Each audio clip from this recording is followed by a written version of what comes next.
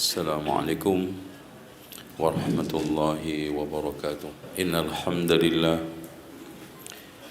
نحمده ونستعينه ونستغفره ونستهديه ونعوذ بالله من شرور أنفسنا وسيئات أعمالنا من يهده الله فلا مضل له ومن يضلل فلا هادي له أشهد أن لا إله إلا الله وحده لا شريك له وأن محمدا عبده ورسوله قال الله عز وجل يا أيها الناس اتقوا ربكم الذي خلقكم من نفس واحدة وخلق منها زوجها وبث منهما رجالا كثيرا ونساء واتقوا الله الذي تساءلون به والأرحام إن الله كان عليكم رقيبا وقال عز وجل يا أيها الذين آمنوا اتقوا الله حق تقاته ولا تموتن إلا وأنتم مسلمون وقال عز وجل يا أيها الذين آمنوا اتقوا الله وقولوا قولا سديدا يصلح لكم أعمالكم ويغفر لكم ذنوبكم ومن يطع الله ورسوله فقد فاز فوزا عظيما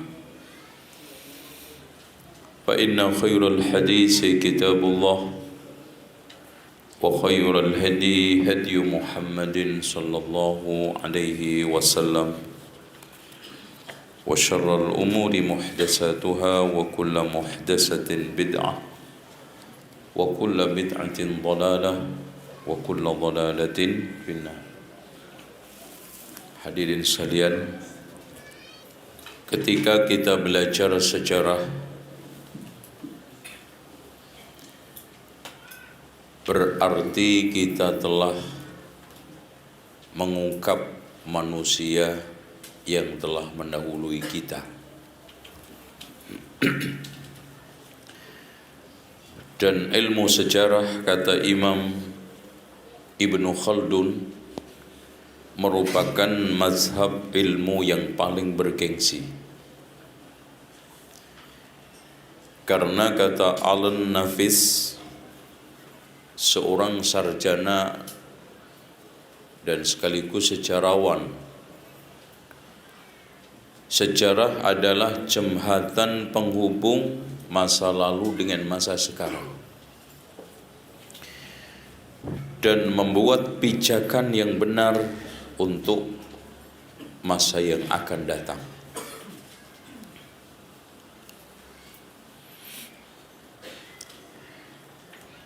Tetapi sayang, wabil khusus bangsa Indonesia dan secara spesifik umat Islam paling males belajar sejarah.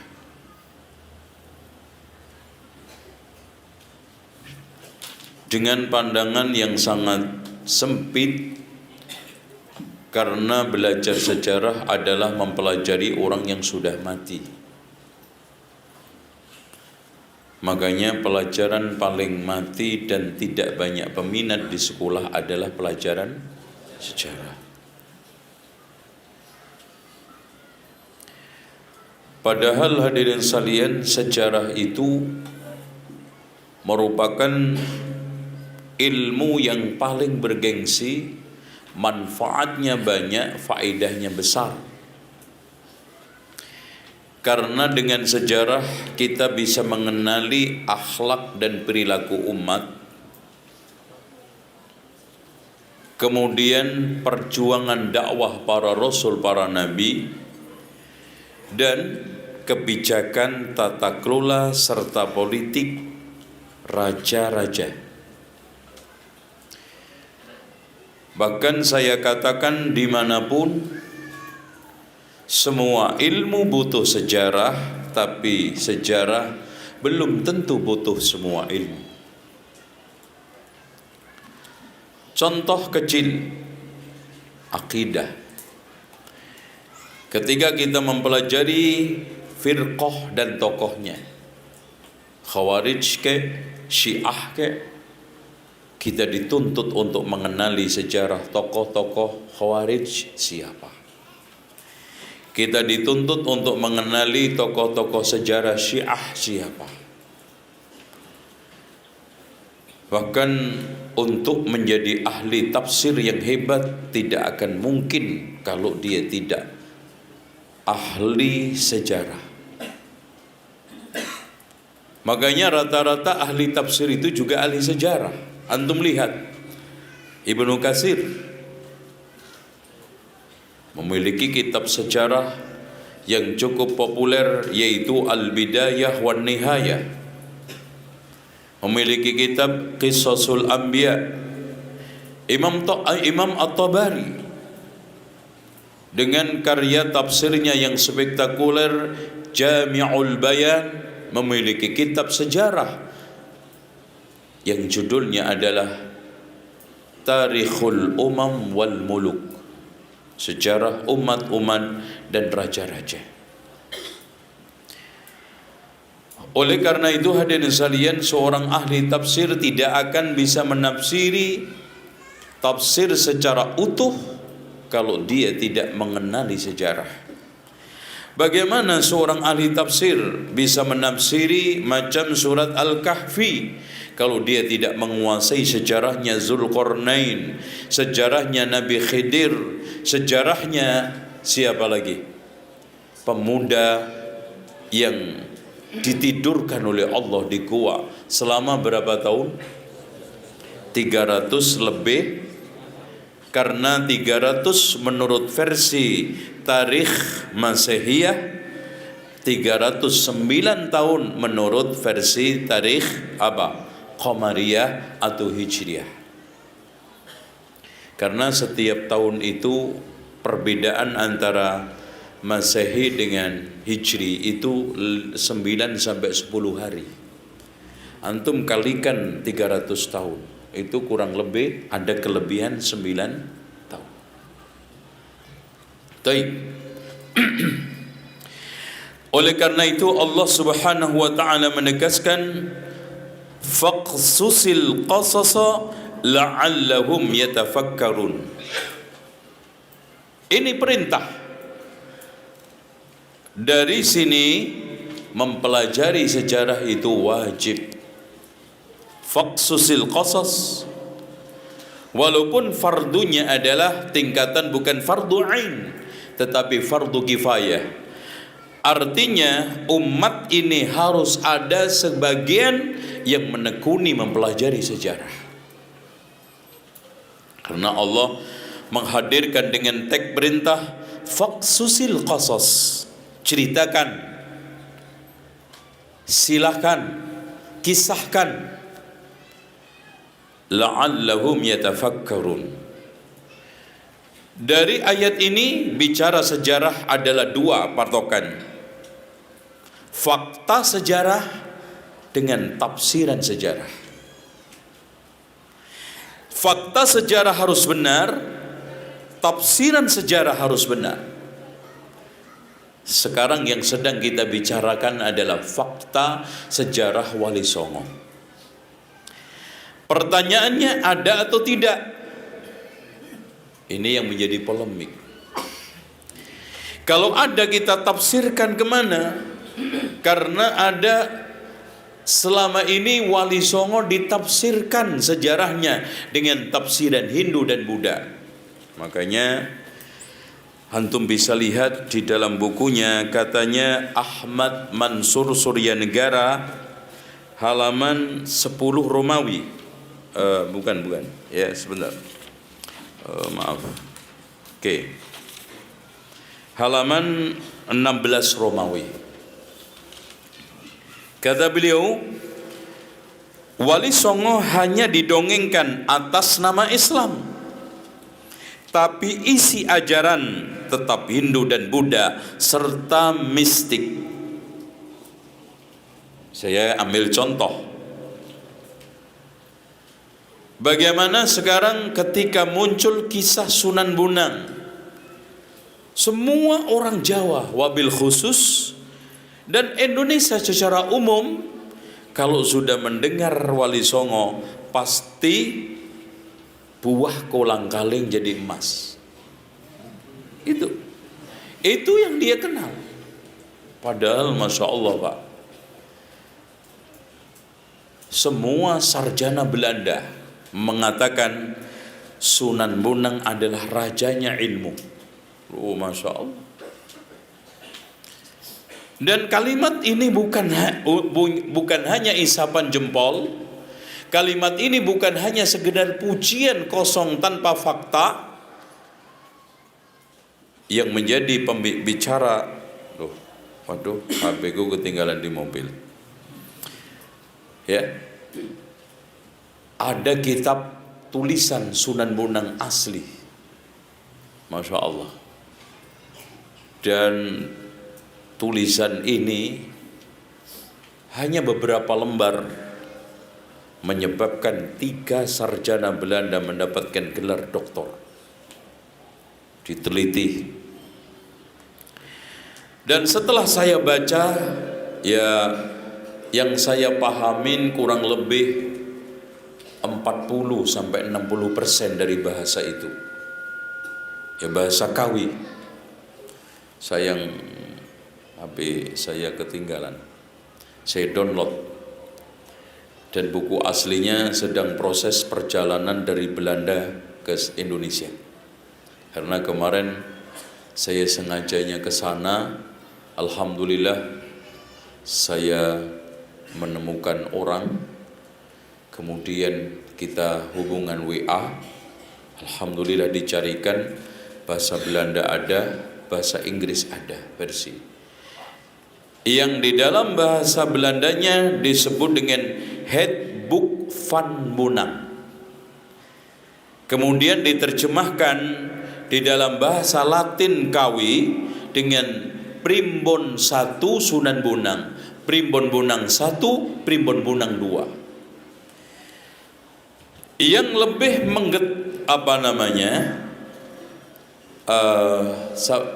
mengagetkan kita, ternyata hadirin sekalian, pemahaman Sunan Bonang sungguh sangat dalam tentang ahli sunnah wal jamaah.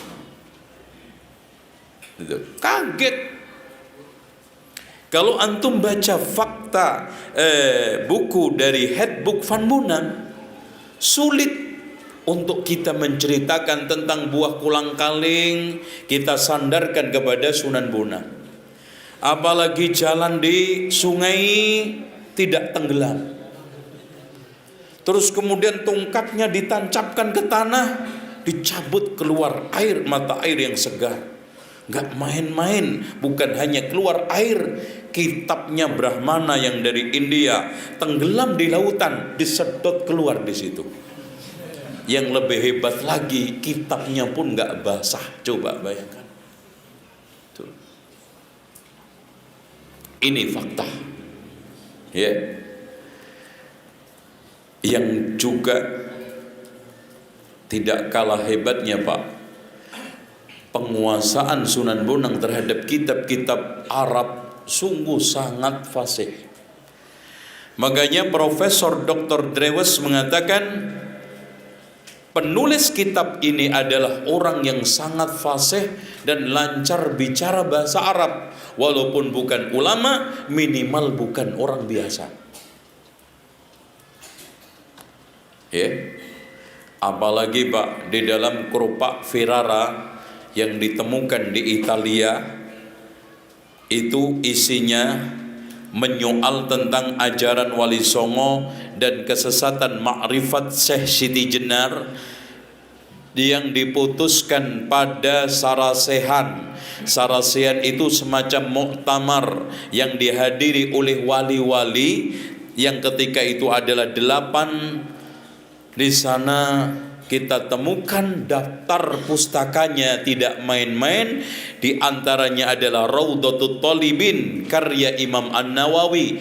Dan yang lebih hebat lagi, rujukan untuk mengambil sunnah-sunnah Nabi, rata-rata mengambil Syarhus Sunnah karya Imam Al-Baghawi. Masya Allah. Jadi para wali itu sudah kenal kitab-kitab itu, Pak. Ya, kalau zaman dulu kan untuk cari kitab gitu kan susah. Di dalam Handbook Van Bonang dijelaskan, Sunan Bonang mentahdir, menjelaskan akar bid'ah itu ada 12. Masya Allah, Pak. Beliau menjelaskan tentang Mu'tazilah, Batiniyah. Masya Allah. Kaget antum. Yang selama ini kayaknya kesannya main wayang, main gong gitu. Iya kan? Yang lebih hebat lagi, di akhir daripada wejangan Sunan Bonang, di dalam kitab Handbook Van Bonang, beliau mengatakan, mitronison sami-sami niro muslim, karono siro-siro muslim sesamio, itu apa, tolong menolong, itu bahasa nanti ya, tolong menolong anyegao bid'ah lan dolalah. Masya Allah. Jadi kita sesama muslim harus tolong menolong di dalam melarang bid'ah dan dolalah. Tag jelas. Nanti antum kalau mau anak kirimin lewat WA. Itu tapi nggak tahu bisa baca nggak, ya? Karena bahasa kawinnya pertengahan. Saya itu membaca satu persatu itu karena harus mempelajari bahasa kawi satu persatu. Alhamdulillahnya Allah itu memang kadang memenangkan agama itu walaupun dengan penjahat termasuk orang kafir. Profesor Dr. Drewes memberikan satu syarah kalimat per kalimat bahasa kawi, artinya ini satu-satu. Lo coba aja bayangkan hadirin sekalian, Syekh Maulana Malik Ibrahim yang diklaim sebagian ahli sejarah Indonesia, katanya Syekh Maulana Malik Ibrahim itu adalah berpaham Syiah. Saya katakan tidak. Itu hanya ingin menguatkan Syiah di Indonesia. Antum lihat di halaman ini, Pak. Sebentar. Halaman 138. Di poin 10, Masya Allah,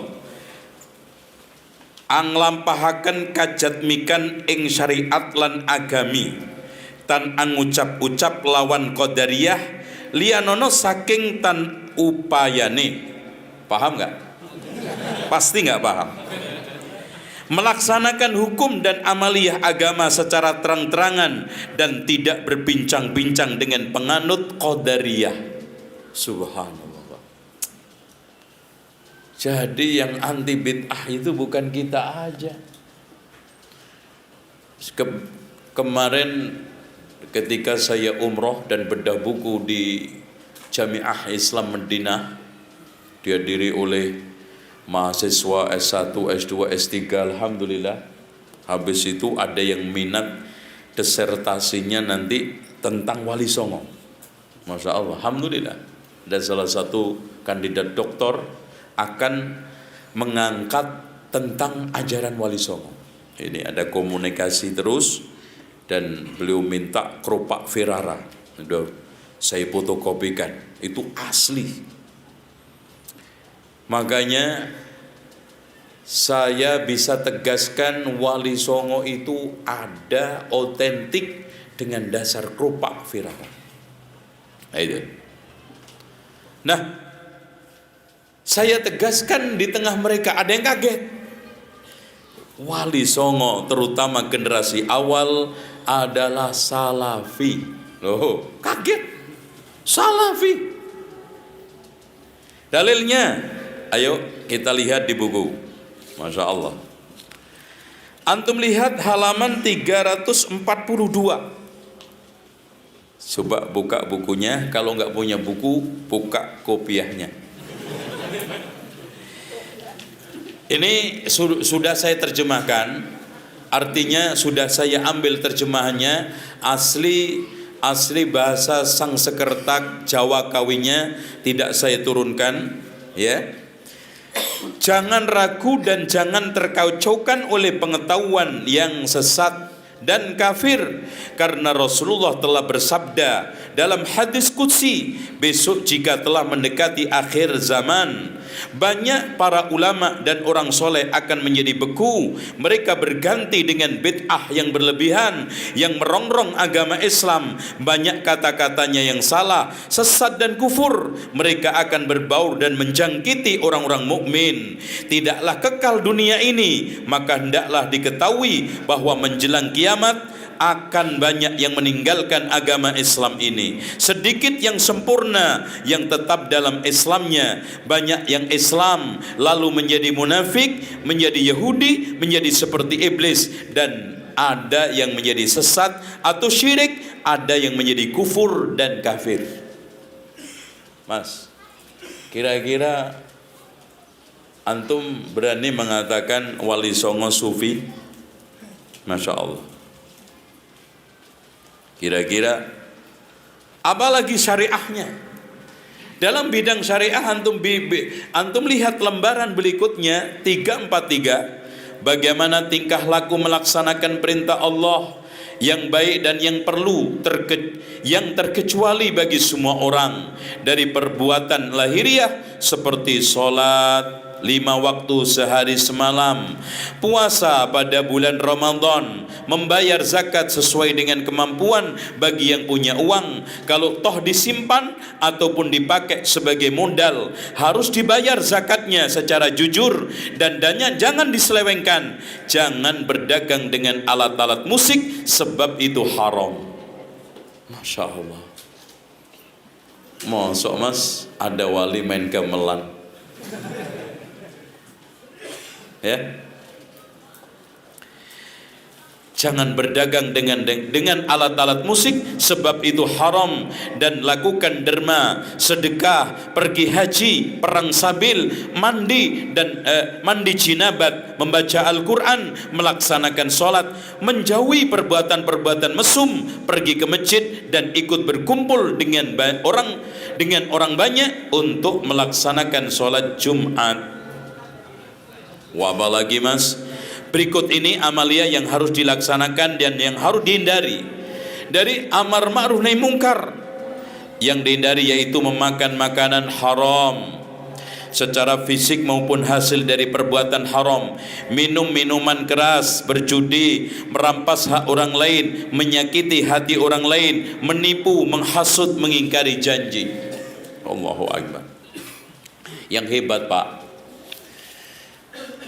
Wali Songo memberikan pembatal keislaman 10. Subhanallah. Kayak sudah janjian sama Syekh Muhammad bin Abdul Wahab, padahal gak pernah ketemu. Wali Songo itu hidup pada abad 14-15. Syekh Muhammad bin Abdul Wahab abad berapa? 17 menjelang 18. Tapi Masya Allah Pak, persis, ya beda ungkapan. Dan anehnya, kenapa mereka ini juga memberikan kriteria pembatal keislaman 10? Kalau antum baca Nawaqidul Islam ada berapa? Subhanallah. Yang pertama, kaya wong anembah braholo. Ini bahasa kawinya. Ikut menyembah berhala, atanapi milau ing pujiane wong kafir, mengikuti pepujian atau upacara keagamaan orang kafir. Yang ketiga, meluo ambabatan, ikut mengeluarkan sesajen. Terus kemudian merendahkan wahyu Allah, baik dengan menyangkal kebenaran maupun keberadaannya. Misalnya menganggap bahwa Al-Quran yang terdiri dari 30 juz itu bukan wahyu Allah, menyelewengkan dalil Allah, atau memakai kebenaran kalamullah. Masya Allah. Nih, cocok untuk 212 kemarin. Ya. 1, 2, 3, 4. Mas, saya tanya, kira-kira keluar dari Al-Quran dan Sunnah. Yang kelima, memaki Allah dan Rasulnya, Rasul utusan Allah, atau memaki malaikat. Insya Allah. Menghalalkan yang keenam, menghalalkan yang haram atau mengharamkan yang halal, sebagaimana yang dibicarakan dalam 4 madhab. Nampaknya para wali ini penguasaan terhadap madhab sangat detail. Selalu kalau bicara fikih, mereka sangat disiplin dalam bermadhab. Dan yang ketujuh, menganggap sunnah hal yang wajib, menganggap wajib hal yang sunnah, dalam pandangan Wali Songo adalah pembatal keislaman. Yang ke-8, mengaku sebagai nabi atau rasul setelah Nabi Muhammad. Hal ini termasuk meyakini atau bahkan mengikuti orang yang mengaku sebagai nabi setelah beliau, yaitu Rasulullah, atau mengaku bahwa sabda nabi itu miliknya. Semua perbuatan itu membawa kepada kekafiran. Yang 9, menuduh kafir terhadap saudaranya yang muslim, sementara itu tidak terbukti, akan menanggung dosa fitnah, menjadi kafir sendiri. Subhanallah. Man qala li akhihi ya kafir, apa kata Rasulullah? Faqad ba'a biha ahaduhuma. Nomor 10, senang apabila dikatakan kafir, dianggap kafir, atau berpikir sebagai orang kafir, atau membantu semua perbuatan orang kafir. Antum coba nanti ambil Nawaqidul Islam milik Syekh Muhammad bin Abdul Wahab, samakan. Terus yang lebih hebat Pak, setelah itu Wali Songo membuat satu kriteria perbuatan dan ucapan yang bisa menjadi kafir, 44 poin. Di antaranya, jika ada seorang muslim yang sayang kepada orang kafir atau berpikir menjadi orang kafir, ikut tingkah laku orang kafir, dan membantu semua perbuatan kafir, maka orang itu menjadi kafir. Itu sampai 40 Pak. Ini kalau dituduh Wahabi, Wali Songo semua Wahabi nih Pak. Masya Allah. Dan ini nggak bisa diingkari oleh siapapun, karena ini fakta. Buku, ya ikhwah sekalian, nanti antum bisa membaca rilis, ya kira-kiranya bukunya macam daun lontar atau rontal seperti ini. Kenapa dikatakan keropak? Karena lontar atau rontal itu dalam bahasa Italianya adalah keropak. Nah, buku yang terdiri dari daun lontar atau rontal dalam bahasa Italianya keropak ditemukan di perpustakaan Arestia, tepatnya di daerah Ferrara, Italia. Makanya dikatakan keropak Ferrara. Itu. Dan tidak banyak, terdiri dari 23 lembar. Tapi Masya Allah Pak, Profesor Dr. Drewes ini membedah ini juga kemeringet, ya, karena buku ini dari perpustakaan Italia tadi dicarikan penerjemah, seluruh orang Jawa nggak ada yang bisa. Loh, aneh kan? Ketemunya malah di Belanda, dan asli orang Belanda, tapi memang dari sejak muda sampai tua menekuni bahasa Sangsekerta, bahasa Jawa dan sejarah Jawa itu.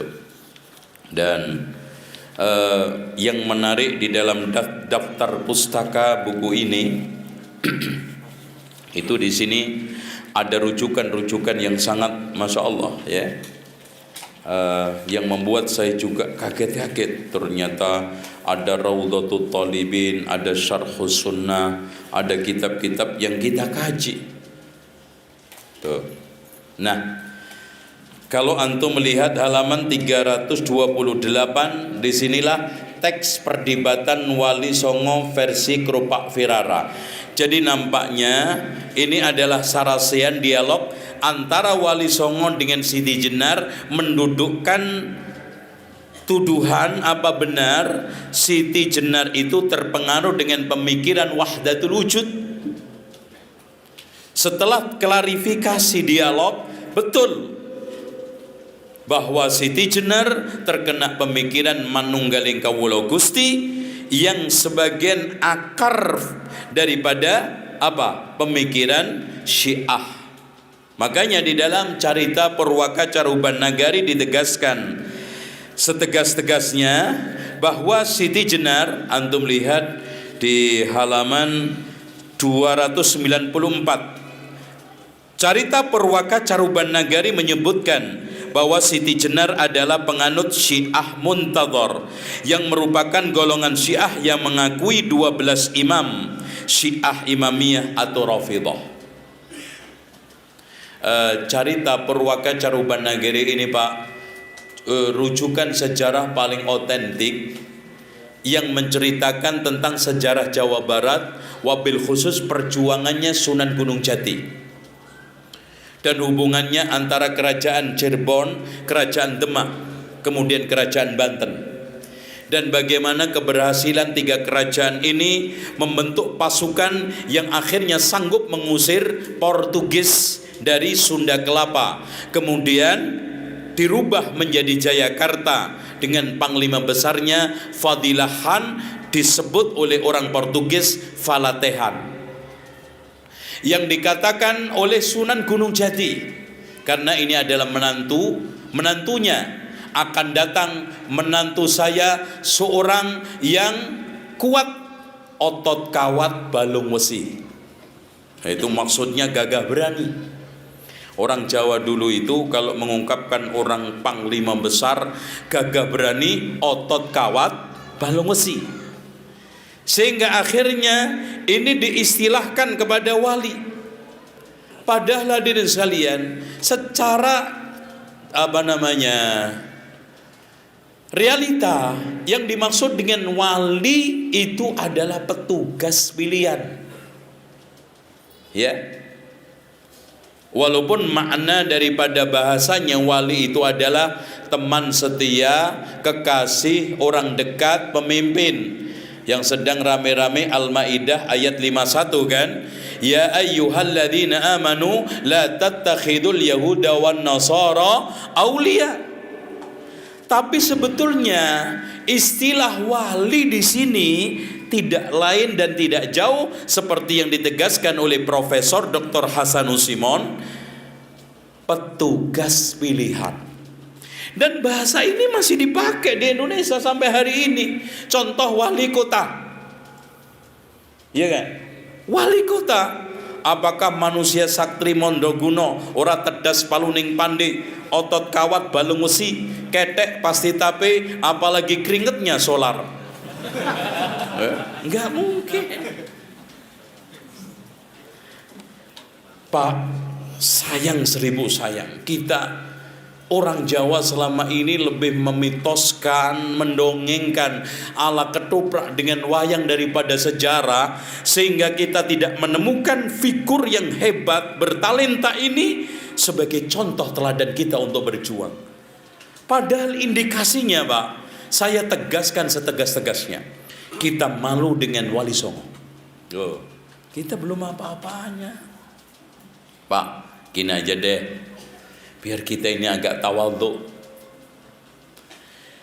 Wali Songo ketika masuk ke Indonesia, wabil khusus ke Jawa, Jawa mayoritas Muslim atau mayoritas Hindu. Coba bayangkan Mas, mereka dengan jerih payah dakwah ke pelosok-pelosok. Kalau kita sekarang enak, datang ke Tambun, ngumpul di sekolah apa ini namanya? Istiqlal. Ya, alhamdulillah kita berdoa mudah-mudahan sampai jam 11.30 baru hujan. Amin gitu ya. Kita bukan melarang hujan, tapi kasihan nanti ya, pulang masuk angin, materi yang disampaikan lupa nanti. Ya. Oke, ya Pak, gini. Kita alhamdulillah datang ke Sumatera, ngumpul sekian ribu tabligh, selesai. Coba bayangkan Syekh Maulana Malik Ibrahim datang ke Jawa, tepatnya di daerah Tandas. Tandas. Apa maknanya Tandas? Tandas. Tandas itu bisa maknanya kering, bisa maknanya WC, kotor, kumuh. Makanya orang Malaysia kalau namain toilet apa? Tandas. Makanya ini kok daerah namanya aja jelek. Tandas toilet. Bentuknya juga nggak resik. Makanya dirubahlah supaya enak didengar, nggak resik. Iya. Ya orang lama-lama dengar-dengar nggak resik, ngeresik. Ya, itu, ya. Nggak tahu juga. Tapi gini Pak, ternyata menurut fakta sejarah, Masya Allah, Syekh Maulana Malik Ibrahim ini kan memang ulama besar. Antum lihat aja di nesannya, saya foto, saya datang ke sana, Masya Allah. Ini di nesannya ternyata tulisan Arab. Ya, saya baca satu-satu. Ini di antara yang paling harus kita perhatikan.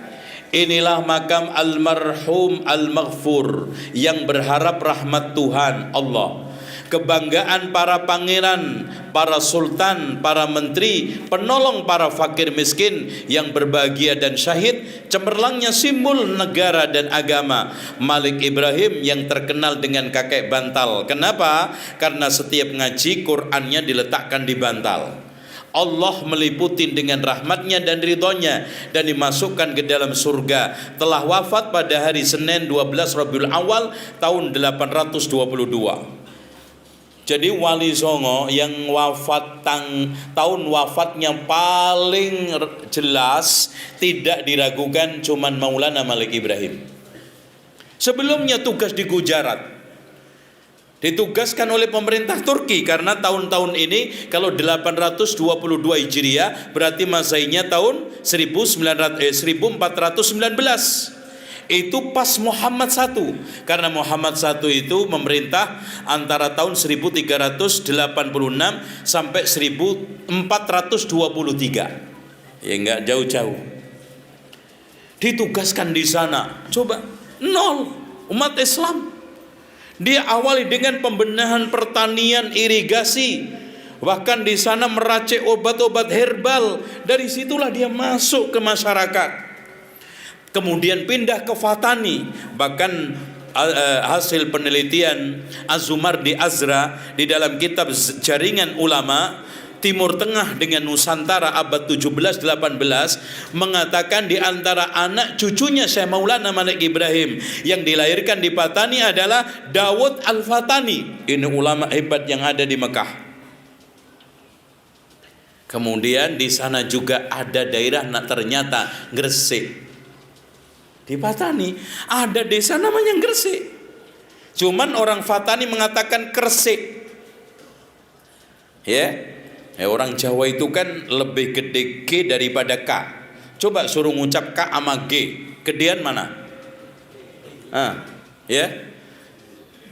Kandang sama gendeng, mantepan mana?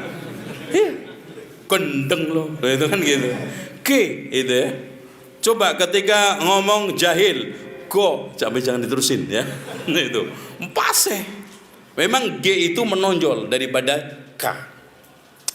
Akhirnya beliau ke sana, tepatnya di daerah Fasucinan, mendirikan musola. Dan saya ke sana juga, bekas musolanya ukuran kurang lebih 6 kali 6. Saya tanya kepada salah satu DKM, yang DKM itu memang turun-temurun dari kakeknya, dia bilang, zaman kakek saya dulu Pak, saya kecil, ini memang bentuknya kayak gubuk. Dan kakeknya dari bapak kakeknya juga memang sudah ada masjid ini. Bahkan hadirin sekalian, bukan hanya masjid, akhirnya Syekh Maulana Malik Ibrahim bisa mendirikan pesantren. Coba Pak, dari minoritas. Pertanyaan kita yang supaya kita tidak perlu sombong, Berapa orang Hindu yang sudah kita Islamkan? Ayo. Hah? Subhanallah. Malu Pak, malu. Cuman memang selama ini figur kesan Wali Songo itu rusak. Seperti rusaknya Isa Al-Masih di tangan pengikutnya Isa, karena dikultuskan, didongengkan dengan dongeng-dongeng yang tidak benar. Masya Allah.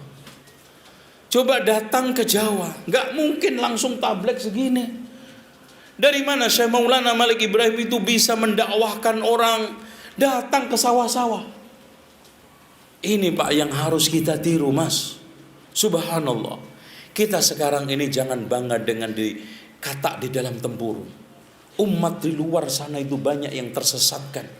Loh Mas, orang Jawa, orang Indonesia itu sebetulnya sangat mudah didakwai. Tertarik kok dengan agama sesat. Kelompok sesat apa yang gak dapat pengikut di Indonesia? Itu kan saking baiknya orang Indonesia toh. Dan saking uletnya dia dakwah. Makanya betul katanya Ki Haji Ahmad Dahlan, bahwa Islam itu dijamin oleh Allah tidak akan hilang dari bumi ini, tapi Allah tidak pernah menjamin tidak hilang dari bumi Indonesia ini. Karena dakwah itu diterima tidaknya bukan semata-mata kebenaran ajaran yang dia sampaikan, tetapi cara berdakwahnya benar dan baik. Itu Pak sekarang. Contoh aja teman-teman kita yang menekuni dakwah di pelosok-pelosok, alhamdulillah. Tapi memang kita nggak bisa menukik.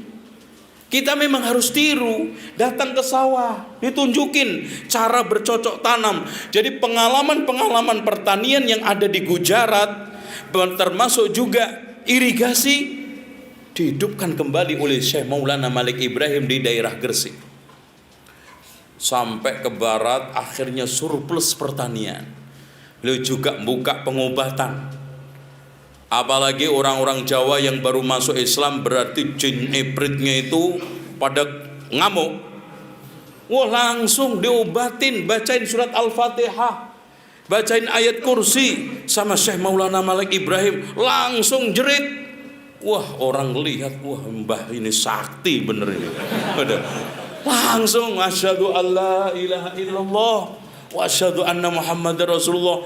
Kemudian dia buka pengobatan-pengobatan herbal, racikan ramuan-ramuan itu, sehingga mereka semakin percaya. Memang orang awam itu agamanya di perut, Pak. Mereka itu butuh fakta. Makanya dari sekalian, ketika zaman dahulu saat paceklik sulit hujan, mereka orang-orang Hindu Buddha itu melakukan upacara minta hujan dengan cara menyenangkan dewa hujan, membakar gadis. Dibakar hidup-hidup. Setelah datang Syekh Maulana Malik Ibrahim, dihajarin sholat istisqa. Wah, habis sholat hujan, Pak. Wah, ini sakti meneh gimana? Aduh, Masya Allah. Coba bayangkan, langit cuma ditunjuk, padahal maksudnya berdoa begini. Wah, ngelihat dari jauh, itu Mbah Wali itu loh. Langit ditunjuk itu loh, Mas. Langsung hujan. Tuh. Diisukan ke sono sini, Masya Allah. Pokoknya melebu Islam sama Mbah Wali Ibrahim. Semua akhirnya datang minta obat, dan sekaligus juga beliau membuka warung gratis lagi. Wah, orang Jawa itu kan paling seneng makan, gitu kan. Makanya di sini rahasianya kenapa dulu orang Jawa itu dikit-dikit selamatan. Itu apa aja selamatan. Karena memang berdakwah sesuai dengan kondisi psikologi masyarakat. Kalau zaman sekarang antum kumpulin pakai makanan juga sudah nggak zaman. Dulu Masya Allah, sampai subhanallah Pak, dulu beli cempe itu anaknya wedus itu loh. Itu aja diselamatin kok, ya kan? Selamatan, dikit selamatan. Makanya kalau ngikutin terus melarat. Itu kan gitu. Habis duitnya. Itu. Subhanallah, ini hikmah. Nah, akhirnya beliau memandang Indonesia ini tidak bisa diislamkan kalau tidak dikaderisasi. Makanya beliau pelan-pelan membuat bentuk pesantren walaupun kalong. Ada yang kadang-kadang tidur senang bermalam sama Mbah Wali. Apalagi kadang-kadang beliau juga, ya Allah, atas bawah kena Pak. Ini lihat aja, di nisannya saja disegenin Perdana Menteri, Pangeran, Raja loh. Rakyat juga seneng. Masya Allah. Ini jadi saya ngembayangin memang ini orangnya itu ing ngarsa sung tulodo, ing madya bangun karso, tuturi handayani. Ngopo iku? Kata orang Padang, opo itu? Maksudnya ing ngarsa sung tulodo, di depan bikin teladan buat raja-raja, menteri-menteri, pangeran-pangeran. Approach pendekatan. Makanya hadirin sekalian, kita berdakwah ke atas ini nggak bisa berhadap-hadapan, apalagi membentukkan benturan. Kita harus lakukan pendekatan. Saya di beberapa medsos kan menggulirkan anti demo. Iya. Terus terang Bang, kita tidak ikut demo bukan berarti tidak membela Islam. Tapi sudah ada konotasi kesimpulan yang menyesatkan. Siapa yang gak mandi di sungai gak mandi, walaupun saya mandi di telaga. Itu paham gak yang gue omongin tinggi banget ini? Ya? Iya. Jadi mereka itu menyimpulkan kalau gak mandi di sungai gak mandi, walaupun mandi di telaga airnya jernih. Hadirin sekalian, kita sekarang melakukan pendekatan, melakukan approach. Inilah yang dilakukan dai-dai dulu. Bagaimana ketika beliau ingin mengislamkan Ongkowijoyo. Nah inilah, akhirnya dia meminta temannya Raja Cermain. Jadi perlu diketahui dulu Campa itu setiap daerah itu ada raja. Kalau kita lihat simpelnya, raja-raja di Campa dulu itu seperti daerah federal. Masing-masing daerah itu ada raja, persis seperti yang sekarang di Malaysia. Per daerah itu ada raja-raja, nanti ada raja tingginya.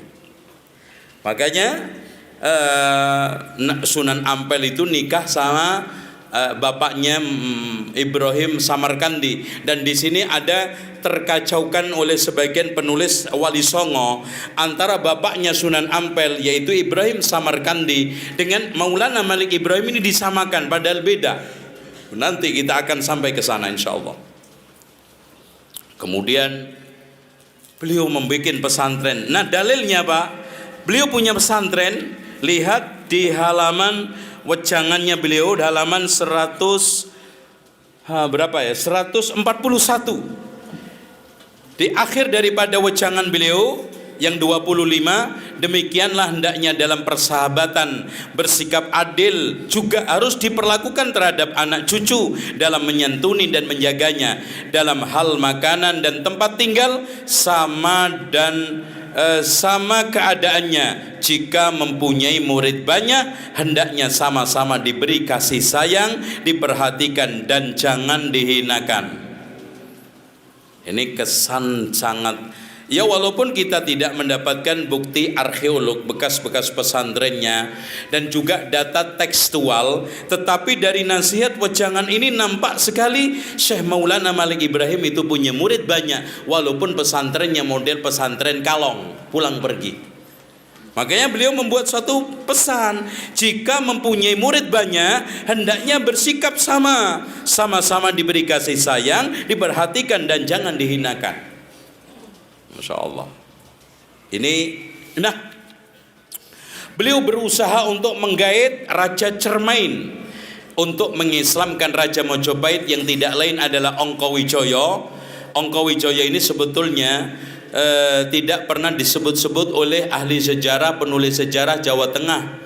Bahkan yang banyak dan disinyalir oleh ahli sejarah, Ongkowijoyo ini tidak lain yang dimaksud adalah Wikramawardhana. Wikramawardhana ini akhirnya nanti jatuh diserang oleh Girindrawardhana. Girindrawardhana ini Raja Keling, yaitu Kediri, anak cucunya Jayakatwang, ya, yang kemudian akhirnya mencematkan dirinya dengan nama Brawijaya VI. Kemudian dia dibunuh oleh panglimanya. Lalu setelah itu panglimanya balik dibunuh. Akhirnya panglimanya juga sempat dibunuh oleh Udoro. Maka anaknya panglima tersebut menjadi Raja Mojopahit yang memberikan satu titel Brawijaya ke-7, yang tidak lain adalah Udoro. Ini soal masalah kerajaan ini kita tidak banyak sampaikan. Kita lebih menekunin soal masalah dakwah. Ternyata hadirin sekalian, untuk mengislamkan Raja Ongkowijoyo ini tidak berhasil. Yang akhirnya beliau menolak Islam, tapi tidak menghalangi Syekh Maulana Malik Ibrahim untuk berdakwah. Tuh coba bayangkan Pak. Yang perlu kita sekarang ini sadari, yang perlu sekarang ini coba kita gali, kenapa ada seorang dai sampai raja non muslim aja segan. Itu loh Pak, hubungan lobby. Tidak lepas bagaimana kepiawaian, keahlian, karismatik seorang dai tersebut, sampai Raja Majapahit aja hormat. Makanya disegani para pangeran, raja dan menteri. Lah antum aja punya tetangga aja nggak akor, bagaimana antum bisa menyiarkan sunnah Pak? Antum jangan sering mengkambing hitamkan orang lain. Itu kan nggak ngerti sunnah, itu kan jauh dari Al-Quran sunnah. Mas, nggak usah dibicarakan. Memang iya, tapi bagaimana usaha kita untuk mendekatkan mereka ke Islam, mendekatkan mereka ke sunnah, minimal simpatik dengan dakwah antum, tidak memusuhi dakwah antum, seperti Syekh Maulana Malik Ibrahim. Sampai raja aja nggak memusuhi kok, bahkan dikasih tanah, ya, tanah-tanah yang di sekitar Gresik itu semua dikasihkan kepada Syekh Maulana Malik Ibrahim. Akhirnya dari sekalian beliau wafat dikagumin oleh lawan, oleh kaum muslimin, disenangi oleh umatnya, tapi juga disegani oleh lawan-lawannya. Lalu hadirin sekalian, karena tidak ingin putus dakwah di Jawa ini, maka umat Islam mendatangkan tokoh berikutnya, yaitu Sunan Ampel. Sunan Ampel ini namanya asli adalah Rahmatullah, anaknya Ibrahim Samarkandi yang menikah dengan putri Raja Campa. Kemudian singkat cerita datang ke Jawa dengan ditemani dua sepupu. Yang satu namanya Ali Murtadha, yang akhirnya nanti tinggal di Gresik untuk melanjutkan dakwahnya Syekh Maulana Malik Ibrahim. Yang satunya tinggal di Mojo Agung, namanya Abu Hurairah. Cuma saking lamanya di Jawa, namanya berantakan karena orang Jawa nyebut Arab susah. Abu Hurairah berubah menjadi Burereh, yang akhirnya dijulukin orang Jawa Sunan Mojogung. Dan nampak kalau kita lihat dari sela-sela dialog, beliau menghadiri juga. Jadi termasuk 8 wali yang hadir pada Sarasean untuk mengadili Syekh Maulana Siti Jenar. Di antaranya adalah Syekh Mojogung. Untuk melihat mana tadi ya? Ini nih, Syekh Mojogung. Jadi yang datang di Sarasean itu Pangeran Bonang, Pangeran Cirebon, yang tidak lain adalah Sunan Gunung Jati, Pangeran Mojo Agung, tidak lain adalah Abu Hurairah. Cuman dipanggil orang Jawa Burereh. Dan ketika itu hadirin sekalian, kerajaan Mojopahit masih. Dan ibu kotanya Mojopahit di mana? Di mana, Mas? Belum ada Mojokerto. Itu baru kemarin. Dulunya namanya Majalengka. Jadi ibu kota kerajaan Mojopahit itu di mana? Majalengka, bukan Majalengka Jawa Barat. Jawa Barat itu tiruan. Ya, tiruan. Artinya KW ya. Contoh aja Mataram. Ya. Ibu kota apa? Provinsi Nusa Tenggara Barat di mana? Mataram.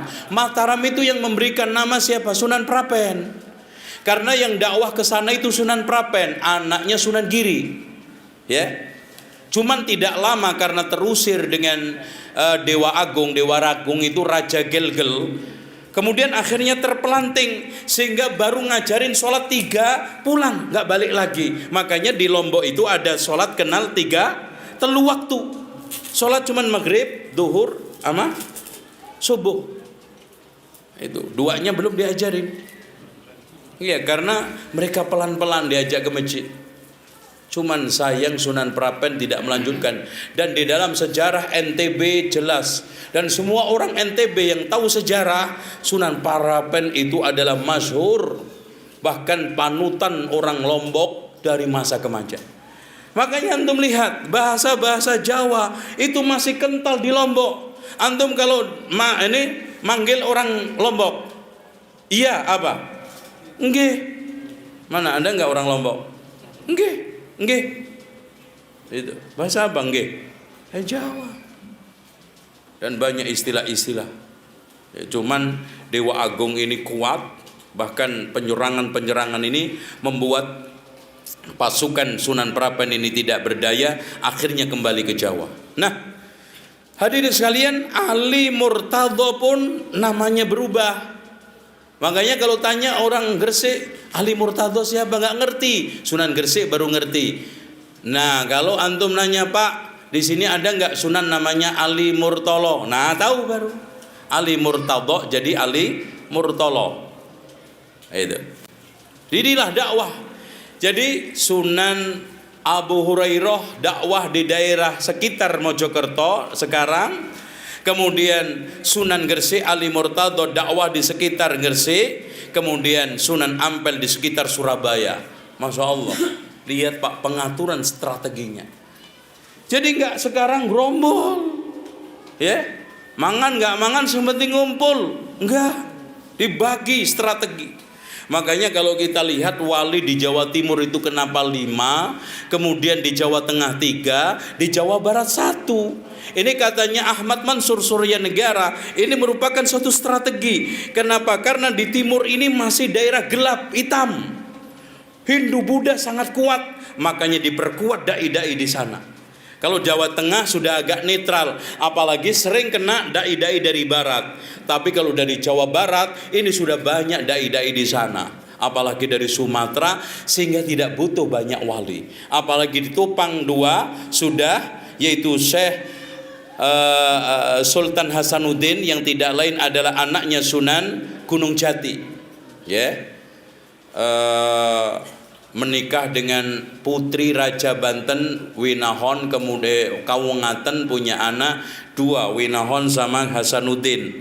Hasanuddin nanti punya anak lagi namanya Syekh Muhammad Yusuf. Syekh Muhammad Yusuf punya anak Abul Mafakhir. Abul Mafakhir punya anak Sultan Tirtoyoso. Sultan Tirtoyoso memiliki menantu namanya Syekh Yusuf yang sangat terkenal keilmuan dan kepahlawanannya ketika mengusir penjajah Belanda. Oh, itu urutannya sana. Kalau Sunan Gunung Jati aslinya dia apa? Karena di sana ada pondok pesantren namanya Pesantren Kuro. Karena syekhnya namanya Hasanuddin juga, tapi beda dengan Hasanuddin Banten. Ini Hasanuddin dari Ummul Qura. Karena orang Jawa nggak susah ngomong Ummul Qura. Asyura aja jadi suro. Mas bulan apa? Bulan suro. Aslinya kan Asyura. Karena paling sulit orang Jawa itu melafatkan ain. Yes, baca Al-Quran aja Alhamdulillahi Rabbil Alamin. Ngalamin gitu. Makanya supaya mudah suro. Makanya Ummul Qura, ummu susah, Qura. Di sana ada pesantren. Maka di antara santrinya siapa? Nyi Subang Larang. Nyi Subang Larang kemudian akhirnya menikah dengan Prabu Siliwangi. Akhirnya memiliki anak 3. Yang pertama Walang Sungsang, yang kedua Kian Santang, yang nanti akhirnya menjadi Sultan Ageng Sengoro. Kemudian yang ketiganya adalah Nyai Nyai Santang. Akhirnya Walang Sungsang sama Nyai Santang ini mondok pesantren ada di Jawa Barat. Pesantren yang tepatnya di daerah Amparan Jati, yang syekhnya namanya Nurul Jati, namanya persisnya adalah Syekh Datuk Al-Kahfi. Nah, di sana ada pesantren. Di sana mengembangkan daerah yang akhirnya disuruh gurunya untuk ke Mekah. Setelah di Mekah, Nyai Roro Santang akhirnya menikah dengan salah satu orang Arab yang tepatan ketika itu haji, yang tidak lain adalah ini Syarif Abdullah. Syarif Abdullah memiliki anak nanti, yang pertama adalah Syarif Hidayatullah. Kemudian setelah haji, Nyai Roro Santang diberikan nama Syarifah Mudaim. Walang Sungsang tadi juga sudah diberikan nama oleh gurunya Samadullah. Setelah haji Ki Abdullah, kemudian setelah itu pulang dan dia di sana tinggal. Setelah meninggal dunia istrinya, maka Syarifah Mudaim bersama anaknya Syarif Hidayatullah pulang ke Jawa Barat. Akhirnya setelah itu dinikahkan oleh anak pamannya, karena pamannya tadi Ki Samadullah yang tidak lain adalah Ki Abdullah sudah mengurusin daerah namanya Lemah Wungkuk yang akhirnya nanti disebut dengan Caruban Larang. Kenapa dikatakan Caruban? Karena penduduknya dari beberapa suku, bahkan orang-orang luar negeri, karena itu agak mendekati pantai. Caruban Larang, walaupun dipelesetkan dengan dongeng mitos. Cirebon itu dari Ci itu air, Rebon itu apa? Udang. Ketika itu Prabu Siliwangi datang dimasakin rebon, airnya kok enak, cainya enak rebon. Akhirnya cai rebon, cai Cirebon. Nah ini sama seperti tadi, nggak resik, ngeresik. Itu. Ini nama desa itu kadang-kadang gotak gatik gatuk. Nah itu, yang lebih lucu lagi asal usul daerah Jember. Ya, karena ada seorang pendekar dari Kedu, yang sehingga disebut Ki Kedu, menantang kesaktiannya Sunan Kudus. Datanglah ke daerah Kudus dengan naik tampah, yaitu ayak untuk padi. Yang hebat itu dia punya ilmu peringan tubuh, sehingga nampah itu seperti piring terbang. Set keluar. Itu orang Jawa itu hebat, tapi nggak pernah menang sama Belanda. Coba, akhirnya dia sampai di kampungnya Ki Sunan Kudus. Keluar, kalau kamu berani menantang kesaktian saya. Sambil meledek, di atas rumahnya ternyata Sunan Kudus ketika itu sedang zikir khusyuk di masjid. Ditantang-tantang, diledek-ledek juga. Sunan Kudus pun nggak sabar, akhirnya keluar. Kedu, turun kamu kalau berani nantang kesaktian saya. Ternyata nggak mau turun, ngeledek terus. Gitu kan gitu.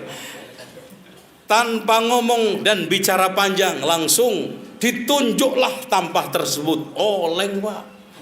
Oleng. Akhirnya terjatuhlah di daerah kotor Jember. Makanya sejak itulah daerah tersebut dikatakan Jember Comberan. Itu bohong gitu. Masya Allah ya. Beda lagi Salatiga karena Pandanarang adalah adipati Semarang yang kaya raya, duitnya banyak sekali, lupa daratan. Dia dulu pernah menyantren atau menjadi muridnya Sunan Kalijogo. Sekarang sudah lupa diri, didatangilah dengan menjelma penjual rumput. Jelmaan pertama nggak ngeh kalau itu yang datang adalah Sunan Kalijogo. diledek, dihina, diusir, sambil dibeli rumputnya, uangnya dilempar. Datang kedua, ketiga, baru tahu ternyata dia adalah Sunan Kalijogo. Taunya dari mana? Ketika dibayarin duit ini rumputnya, wahai tuan, saya nggak butuh uang. Kalau saya mau uang, itu tanah saya cangkul udah berubah jadi emas. Oh, marah Ki Pandanarang, kamu sombong banget. Ya, coba sekarang ini buktikan. Kalau tanah yang kamu cangkul itu bisa berubah jadi emas, diambilin cangkul, nih dilempar cangkulnya. Bener Pak, cangkulan pertama ditarik itu tanah berubah jadi emas. Matanya Pandanarang nggak kedip, bener nggak, emas. Saat dia melihat tanpa kedip, nengok, orang tersebut sudah hilang. Oh, coba bayangkan, dikejar dengan lari kencang, nggak kena, padahal dia jalannya itu biasa. Oh, sakti lagi. Setelah kena di depannya langsung sujud. Pokoknya mohon Sunan, saya dimaafkan dan akuilah saya jadi murid. Dalam kondisi seperti itu, ndonga, Sunan Kalijogo sudah hilang. Hilang lagi. Masya Allah. Akhirnya Sunan Kalijogo nongol lagi, pesen, wahai Pandanarang, kalau kamu ingin jadi murid saya, kamu pulang bikin masjid bersama beduknya. Nah, ini sejarah beduk pertama kali. Ya. Kemudian setelah itu kalau kamu mau pesantren, datanglah ke pesantren saya, tepatnya di daerah Klaten dan di desa namanya Jabal Kat. Oh, sekarang memang ada gunungnya itu, Jabal Kat. Dan kamu nggak boleh pakai kendaraan, jalan kaki dari Semarang ke Jabal Kat. Dan kamu nggak boleh bawa apa-apa kecuali pakaian cukup. Istrinya nyolong-nyolong, nyuri-nyuri, bawa emas diletakkan di dalam tungkat yang terbuat dari bambu. Di tengah jalan dirampok orang 3, lari-lari, teriak-teriak, manggil suaminya, Mas, ada penjahat, orang 3 salah, ngejar-ngejar saya, ngerampok saya. Tempat itu akhirnya disebut Salah 3. Ini juga cok gali cok, digali-gali cocok, kodak gado. Nah, supaya antum melek ya. Hadirin sekalian yang dirahmati oleh Allah, ini habis ya. Iya. Kayaknya nggak usah ada pertanyaan, karena yang antum tanyakan apa? Nggak tahu juga. Ya, itu. Ya, oleh karena itu kita lanjutkan. Coba sedikit. Hadirin sekalian, setelah Raden Rahmat berdakwah, mendakwahi raja ketika itu, karena ternyata raja ini Mojopahit juga pamannya sendiri, karena menikah dengan bibinya, yaitu adiknya ibunya, yaitu Raja Campak, putri Raja Campak, adiknya yaitu Darawati. Untuk diislamkan ternyata gagah. Walaupun sekarang Raja Brawijaya V tidak mau masuk Islam, yang namanya adalah Kertawijaya, beristri 2 muslimah, yang satunya adalah Darawati dari Campa, yang satunya putri Cina yang nanti menjadi ibunda Raden Patah. Itu ya.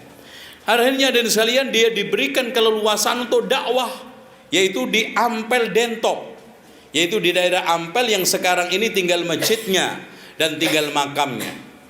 Namun hadirin sekalian, lagi-lagi orang Jawa itu sejarawan Jawa, kalau sudah ngusut sejarah nggak nyambung, disambung dengan mitos. Katanya perjalanannya dari Mojopahit menuju Surabaya melalui Krian dan yang lainnya, dia sambil bagi dakwah, bagi-bagi kipas. Kipas itu pun tidak dijual, bahkan dibagi-bagi barang siapa saja yang mau bersyahadat dikasih kipas.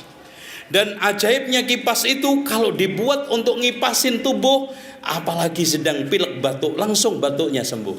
Masya Allah. Bodrek nggak laku. Ya, Masya Allah. Akhirnya di sana dia bangun masjid. Lagi-lagi mitos.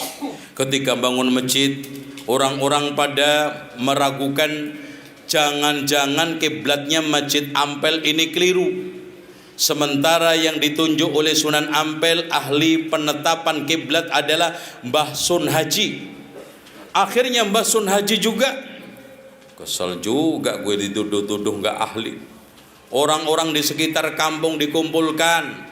Sekarang kalau kamu meragukan keahlian saya, sekarang lihat di arah paimaman, di arah imam dibolongin, dilubangin. Setelah itu orang disuruh lihat dari lubang, ternyata Ka'bah tembus, Pak. Lihat, subhanallah. Setelah itu orang-orang pada terkagum-kagum dengan keahlian Mbah Sun Haji, dan sejak itulah diberikan gelar Mbah Bolong. Karena bolongin tembok langsung tembus ke Ka'bah, bolongin dinding. Dan ini jelas mitos, Pak. Karena dari bentuk bumi melengkung aja nggak mungkin lihat, belum lagi ada hutan ada ini. Dan kamera Lembang Bandung aja, Mbak, nggak nyampe, Pak, kecuali pakai Google. Itu kan gitu. Dan dulu belum ada Google. Gitu. Yang lebih hebat lagi adalah Mbah Soleh, tukang sapu. Setelah masjid selesai, maka Sunan Ampel ngangkat tukang sapu yang namanya Mbah Soleh. Rajin nyapu, kalau nyapu bersih ngalahin vacuum cleaner. Namun setelah mati ternyata masjidnya kumuh. Mbah Ampel ngeluh, coba kalau Mbah Soleh masih hidup, masjid nggak kumuh seperti ini. Tiba-tiba Mbah Soleh hidup dari pangimaman itu. Tidak selang lama mati lagi. Mbah Ampel ngeluh lagi, kalau seandainya Mbah Soleh ini masih hidup, masjid tidak kumuh seperti ini. Hidup lagi sampai 8 kali. Akhirnya Sunan Ampel meninggal dunia. Tidak selang lama Mbah Soleh mati lagi yang ke-9.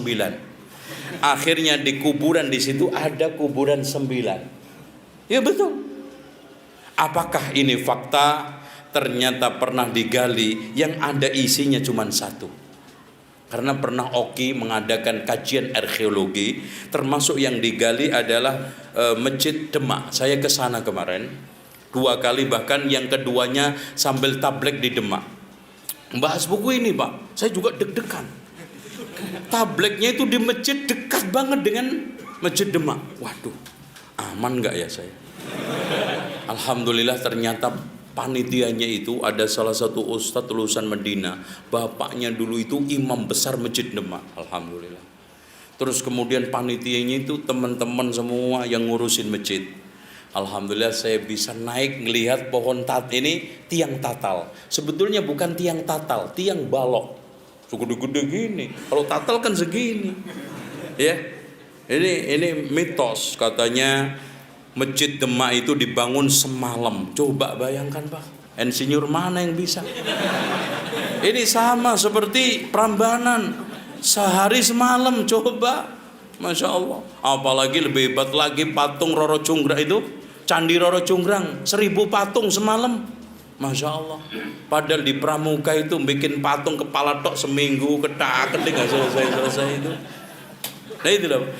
Padahal setelah saya lihat konstruksi, coba Pak bayangkan kehebatan wali-wali di dalam masalah arsitek. Saya melihat Masjid Cipta Rasa itu tiangnya itu banyak sekali, tingginya rata-rata 20-25. Coba, belum ada kren loh, Pak. Ini teknik untuk mendirikan, untuk apa sih? Memberdirikan apa? Ngedekno. Emang bahasa Jawa itu enak ya. Itu fanatis nih. Itu kan butuh satu keahlian teknik khusus. Kalau sekarang zaman ada kren enak, Pak. Dan tiang tatal itu 4 tiang. Padahal yang dikatakan kan wali 9 masing-masing bikin 1 tiang. Sampai hari ini tiangnya 4, Pak. Loh kan? Makanya saya kritik di sini, kenapa kebohongan ini dibiarkan? Katanya tiang tatal dibungkus takut dicongkelin, padahal segini-gini siapa yang nyongkel? Dan untuk bikinnya pun dibantu oleh hewan-hewan, orong-orong, kadal, coba kodok, masya Allah. Aduh, masya Allah. Saya masuk, subhanallah. Saya teliti, penelitian saya itu begini Pak. Kesimpulannya sementara. Inilah kehebatan Sunan Kalijogo, memang ahli arsitek. Karena yang membangun Masjid Cirebon, Cipta Rasa itu juga arsiteknya Sunan Kalijogo, membawa tukang dari Jawa Timur 500 orang. Kenapa? Karena semua pengurus Masjid Demak itu, Masjid Raya Demak mengatakan kemungkinan besar tanah masjid ini dulu lautan. Kenapa? Karena ketika digali itu banyak kerang-kerang. Berarti di sini tanahnya labil, supaya tidak terjadi ambruk. 4 tiang ini salah satunya dibikin balok supaya lentur. Subhanallah. Hebat loh mereka. Itu bapak-bapak moyang kita dulu terlepas dari agamanya, Mas, bikin Borobudur itu gak mudah. Ya, bikin candi Prambanan gak mudah. Tapi ya tadi dikisahkan khurafat. Ya, ini juga. Nah, tiang balok itu ternyata balok itu disusun dengan begitu cantik, bagus, dan subhanallah Pak, tingginya itu sampai 20 meter. Utuh itu. Karena dulu belum ada tukang pasah ya. Rata-rata utuh semua. Jatinya, kelasnya, masya Allah. Itu kalau boleh saya ambil, masya Allah. Betul rumah. Itu bagus-bagus, sampai di Cirebon juga begitu. Ini mereka ahli arsitek. Itu dengan demikian hadirin sekalian dibangun masjid itu pun fungsinya untuk kumpulnya mereka, untuk membahas tentang masalah-masalah kaitannya dengan dakwah. Yang kehebatan Wali Songo juga ya ikhwan, coba bayangkan, mereka itu berdakwah dari mulai minoritas menjadikan orang Jawa mayoritas. Ndak main-main Pak, sampai punya negara. Antum sekarang punya RT? Loh, antum jangan sombong. Antum jangan puas. Pak, enggak kecil loh Pak. Peran merubah dari kerajaan Mojopahit Hindu Buddha. Kalau Islam ke Islam enteng. Itu estafet. Ya? Ini dari kerajaan Mojopahit Hindu Buddha menjadi kerajaan Demak Bintoro dengan sultan pertamanya siapa? Raden Patah, yang keduanya adalah Pati Yunus, yang ketiganya Trenggono. Setelah itu terpuruk jatuh. Sampai bisa mengusir Portugis, Pak. Akhirnya beliau panglima besar Pati Yunus meninggal di mana? Lautan Utara. Karena dia itu ahli nyebrang. Karena untuk menyerang Sunda Kelapa itu harus punya kapal. Dan kapalnya saya teliti Pak. Ya, karena kapalnya Pati Yunus ini ternyata ahli pembuat kapal. Bahkan dipesan oleh Raja-Raja Malaka. Makanya setelah saya meneliti ke sana, kapal yang ahli bikinan Pati Yunus adalah Jung. Jung itu kapal yang bentuknya melengkung. Itu beliau punya 40. Hebat, sering, makanya disebut dengan Pangeran Sabrang Lor. Karena memang dia ahli melaut di lautan utara, menuju Sunda Kelapa, menuju Sumatera, Malaka, bahkan sampai ke daerah-daerah mana? Hadramaut, Yaman. Bahkan pelayaran kita sudah sampai Afrika. Dan itu sudah saya zaman dulu. Antum lihat di Borobudur, ada kapal enggak? Ada gambar kapal. Memang nenek moyang kita itu memang aslinya ahli pelayaran. Kenapa? Karena asal usul nenek moyang Indonesia itu siapa? Terutama Jawa, Tartar. Dan Tartar itu siapa? Nabi Nuh kan punya anak 3. Sam melahirkan bangsa Semit, Sumaria, Persia, Romawi. Ham melahirkan anak Sudan, nanti hijrah migran ke Afrika, sehingga menjadi cikal bakal bangsa Afrika. Kemudian pada dekade kurang lebih abad tahun 1000 sebelum Masehi atau 10 sebelum Masehi, mereka migran ke daerah India. Makanya ketika muncul agama Hindu, maka mereka dinamakan suku Dravida, akhirnya dimasukkan ke dalam kasta Sudra. Kemudian anak yang ketiga adalah Yafid. Yafid punya dua anak, Yunan sama Ya'jud Ma'jud. Yunan punya anak Tartar. Berarti orang Jawa itu nggak jauh-jauh punya jalur nasab ke Ya'jud Ma'jud.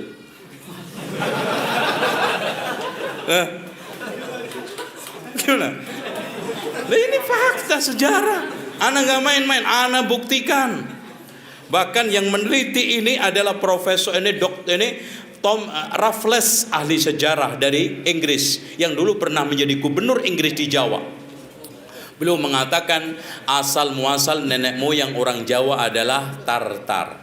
Tartar itu anaknya Yunan. Yunan itu adiknya Ya'jud Ma'jud. Aduh, puas? Makanya itu jangan petentang ya. Jadi usut-usut ya Allah. Nasabku Ya'jud Ma'jud. Ya. Kalau orang Arab kan diusut-usut Ismail, diusut-usut Ibrahim, lumayan gitu loh. Diusut-usut Ken Arok, Ken Dedes. Ya paling enggak Tartar Ya'jud Ma'jud. Loh, ini fakta saja. Kalau antum belajar sejarah jadi masya Allah Pak. Makanya anak 10 tahun itu mencurahkan, jadi akhirnya meluas sampai sejarah kerajaan-kerajaan dari mulai yang hebat Pak, masya Allah. Dari penelitian saya temukan Raja Sriwijaya Palembang pernah mengirim surat ke Muawiyah ibn Abi Sufyan. Subhanallah. Loh, hebat loh Pak. Jadi nggak benar katanya supaya itu senuk horgonya bahwa Islam masuk ke Indonesia itu abad 13. Ini distorsi. Mereka akan menetapkan, mereka akan membuat satu justice bahwa Indonesia ini masih pengaruh Hindu-Buddha, Islam itu budayanya peradaban di Jawa ini masih muda. Bahkan beberapa ahli sejarah seperti Profesor Burke mengatakan Islam sudah datang, orang Arab sudah datang ke Indonesia, terutama di Sumatera sebelum Masehi. Bahkan utusan Fir'aun pun datang ke Sibulga. Utusan Nabi Sulaiman juga datang ke Sibulga. Untuk cari apa? Cari kapur. Loh, Rasulullah aja kenal kok Pak daerah Sibulga. Rasulullah merekomendasikan untuk perawatan jenazah pakai apa? Kapur. Masya Allah. Di Mekah Madinah mungkin ada kapur? Nggak mungkin. Dan antum jangan berpikiran kapur nginang ya, itu batu.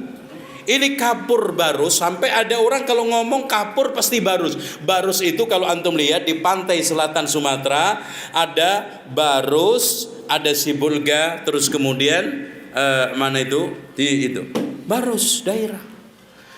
Jadi kapur barus itu komoditas yang dihasilkan dari proses getah pohon besar. Nanti kalau sudah tua sekali, di dalamnya ketika dibelah itu ada kristal-kristal di dalam surat itu. Sampai raja itu bangga dengan kapurnya, bau wanginya sampai 12 mil. Subhanallah. Wah, itu bau Pak. Yang hebat Pak, di situ disebutkan, sayang ini semuanya data di HP saya. Kesimpulannya, surat dari raja, anaknya 1000 raja, didampingi oleh istri anaknya 1000 raja, memiliki kandang gajah 1000. Ya, nih. Dan tempat kerajaannya, istananya dibangun terbuat dari emas perak yang terletak di antara dua sungai. Mas, antum kalau ngelihat Sungai Musi nanti menjelang ke lautan bercabang menjadi apa? 2. Di situ kerajaannya. Yang menghasilkan gahru, kayu wangi dan beberapa kayu-kayu istimewa dan kapur yang baunya 12 meter. 12 ini mil. Wahai Tuhan, ini raja Arab yang tidak menyekutukan Allah. Masya Allah, di surat itu ila malikil Arab la yusyriku billahi syai'a, kepada raja Arab yang tidak syirik hendaknya engkau mengutus utusan untuk mengajarkan aku Islam. Masya Allah. Raja Brawijaya, kerajaan Sriwijaya berdiri tahun berapa Pak? Pasti nggak ngerti. Dan yang lebih hebat lagi Pak, ya kalau mereka berdirinya kurang lebih abad ke-7 ya, tahun 679. Nah, di sana juga ada surat Raja Kalengga. Kerajaan Kalengga itu tepatnya di mana? Di antara daerah itu loh Pak, Lasem, Rembang, di sana Jepara. Ngirim surat kepada siapa? Nggak main-main Pak, Umar bin Abdul Aziz. Dan dua surat ini saya temukan di kitab yang otentik. Satu kitab ditulis oleh Jahid di dalam Kitabul Hayawan, yang satunya di dalam Al-Iqdul Farid ditulis oleh Ibnu Abdul Rabbi. Di situ teks mengatakan hendaknya engkau mengutus kami orang yang mengajarkan Islam. Nah, hadirin sekalian yang dirahmati oleh Allah, kayu gahru ini, kayu kapur, sampai juga diabadikan oleh Allah menjadi nikmat surga Pak. Nggak mungkin ada barang-barang dunia yang menjadi nikmat surga kalau nggak istimewa. Di mana ayatnya? Innal abrara yashrabuna min ka'sin kana mizajuha. Subhanallah, Rasulullah sudah kenal si Bulga. Iya, kapur itu disebut barus. Kapur barus. Barus itu Pak, bahkan ada seorang sarjana ahli hisab dan astronomi, dan dia dijadikan gubernur Alexander Agung. Dia pertama kali yang dikatakan oleh Syekhul Islam Ibnu Taimiyah mengadakan bid'ah hisab di dalam agama, sehingga dimasukkan ke dalam agama Yahudi Nasrani, membuat peta, di situ ditulis Baruza. Masya Allah, baru sudah ada, belum ada Nusantara. Dulu itu Pak, masih India, Indonesia itu India. Makanya ketika VOC bubar, maka orang Belanda mendirikan negara namanya apa? India Belanda. Karena seluruh ini dikatakan India Timur. Indonesia itu baru lahir kemarin. Siapa yang pertama kali menamakan Indonesia? Nggak ngerti nih. Cokro Aminoto. Awalnya Melanesia. Malay itu pulau-pulau, karena negara yang banyak pulau kayaknya kurang enak, karena suku lebih ditekankan, karena namanya itu loh Pak, yang banyak macam-macam suku, apa itu, multi apa, etnis ya, apa namanya, multi etnis ya, ada Sunda, ada Jawa, ada ini, sehingga lebih katakan Indonesia, bukan Malaysia. Kemudian setelah itu dipakai oleh Malaysia untuk menjadi nama itu.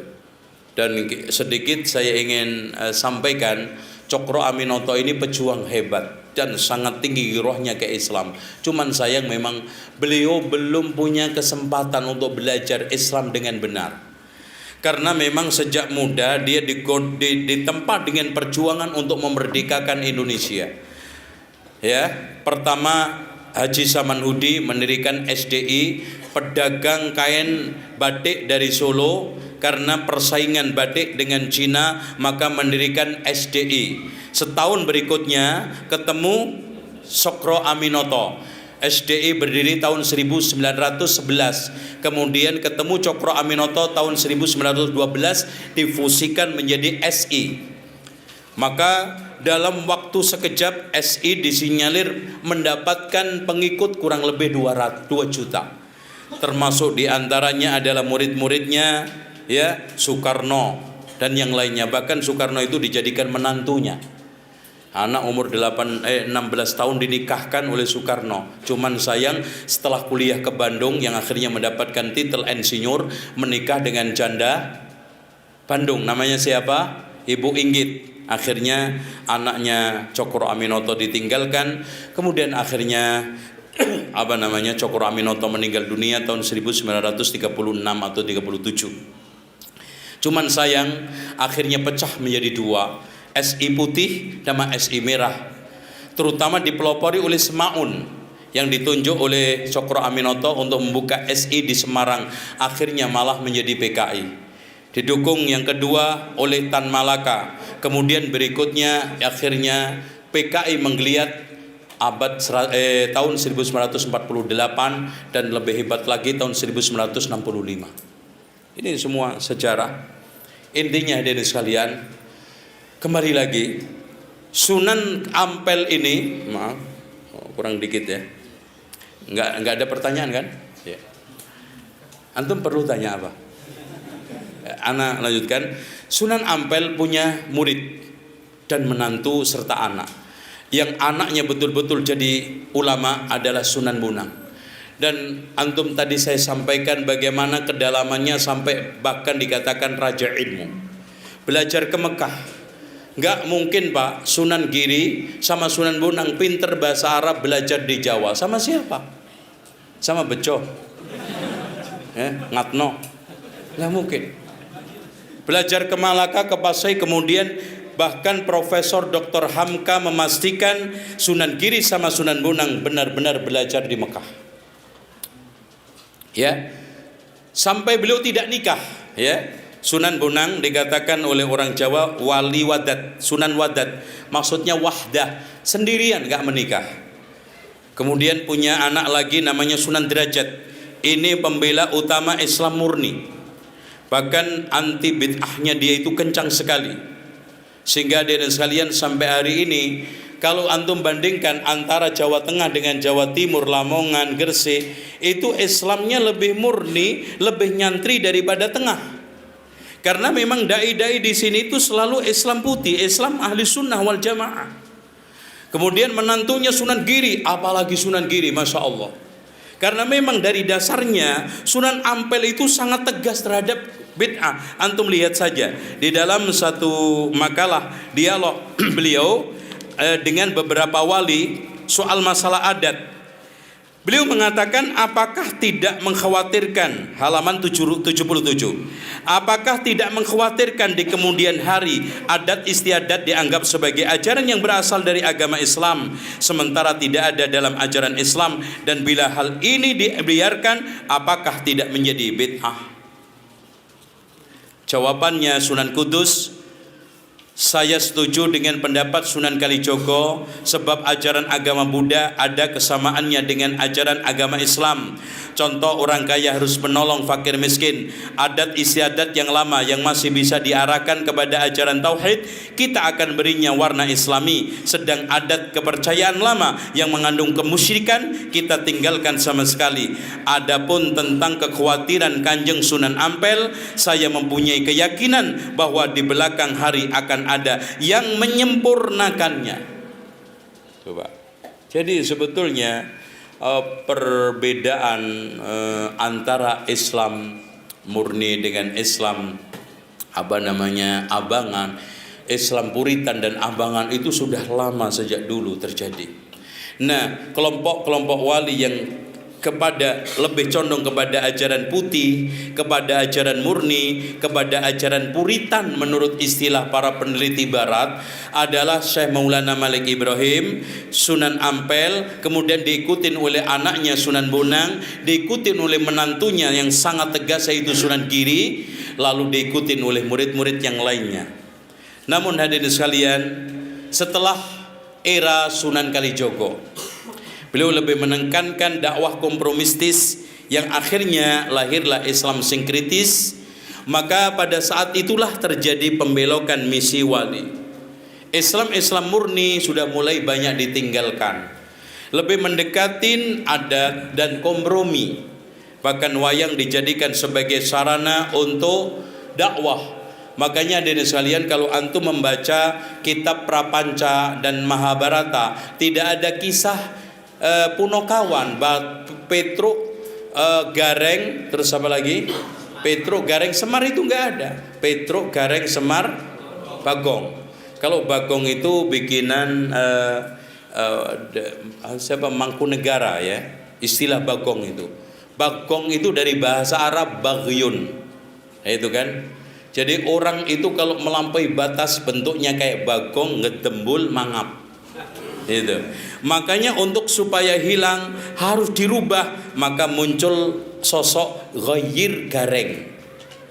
Gareng itu orang Jawa mau ngomong ghayyir itu susah, jadi gareng. Supaya gareng itu terwujud harus ada tindakan petruk fatruk, tinggalkan. Gitu ya. Nah, supaya meninggalkan kemungkaran dan yang lainnya itu supaya benar-benar istiqomah dibutuhkan samir. Apa artinya bahasa Arab samir? Semar, cincingkan dengan baju, paku dengan kuat. Makanya bahasa Arabnya paku itu samir. Semar, bahasa Arab. Itu, ya. Namun sekarang sudah banyak penyimpangan dan pada akhirnya Pak, sebetulnya dakwah Wali Songo dan sejarah Wali Songo itu menyimpang pada pada tahun 1948-an. Ketika itu sedang menggeliatnya komunis. Bahkan muncul kitab-kitab aneh untuk mencela Islam, menghujat Islam. Seperti serat Siti Jenar muncul, serat Darmo Gandul muncul, serat Gadolojo muncul. Bahkan karya-karya aneh yang sekarang ini melecehkan dakwah Wali Songo itu banyak. Dengan demikian hadirin sekalian, sebetulnya dakwah Wali Songo itu awalnya berpijak kepada Al-Quran dan Sunnah. Kalau antum tidak percaya, nanti baca tuntas isi Keropak Firara dan juga isi kitab Headbook Van Bonang.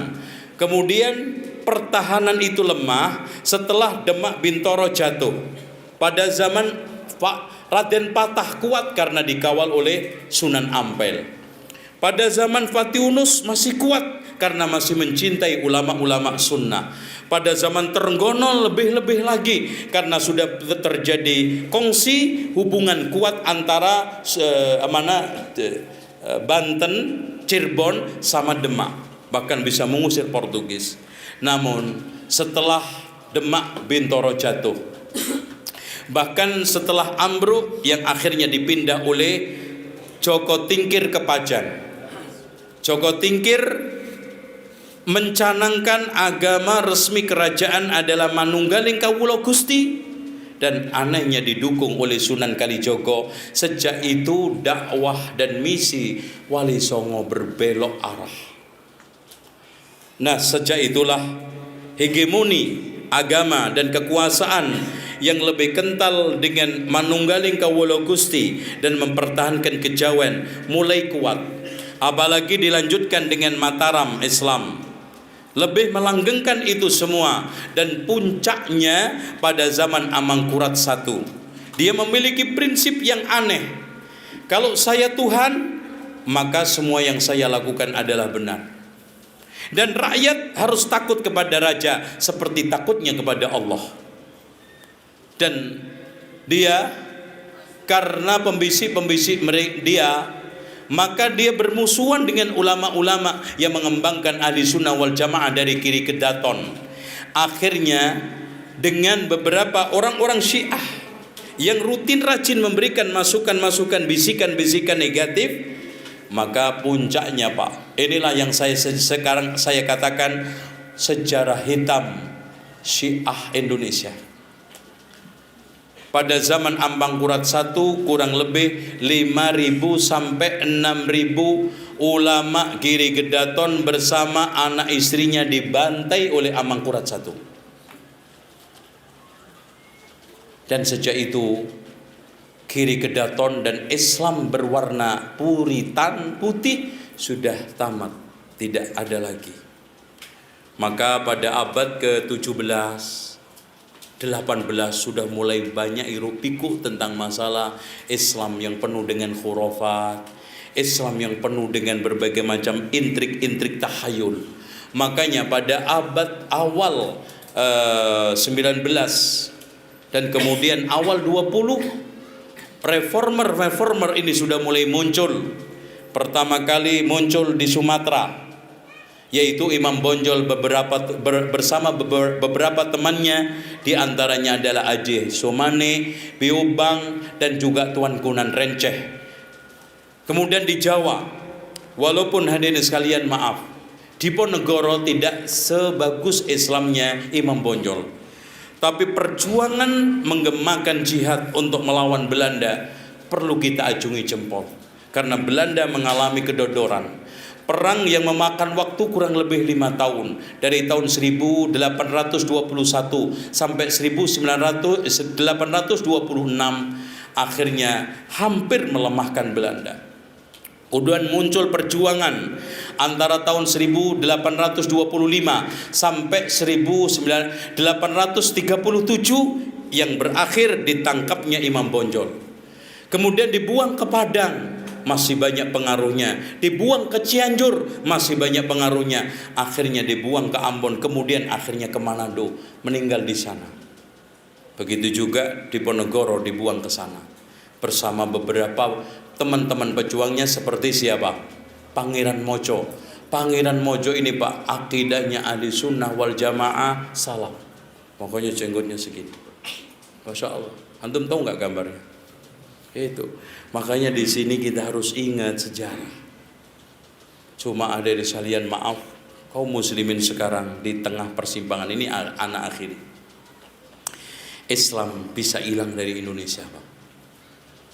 Antum kalau terus-terusan begini, seperti yang dikatakan oleh Kiai Haji Ahmad Dahlan tadi, Allah tidak menjamin Islam bertahan di Indonesia kalau kita tidak dakwah dengan cara benar. Sejarah membuktikan, antum lihat, Islam menguasai dan memimpin Andalusia berapa tahun? 800 tahun. Dari tahun 75 Hijriah sampai 879 Hijriah. Masya Allah. Sekarang tinggal berapa persen? 0,5%. Dikuasai siapa? Orang kafir. Islam tinggal 0,5%. Kita kemana-mana sulit cari masjid, sulit cari makanan haram. Gak usah jauh-jauh kita ke Andalusia.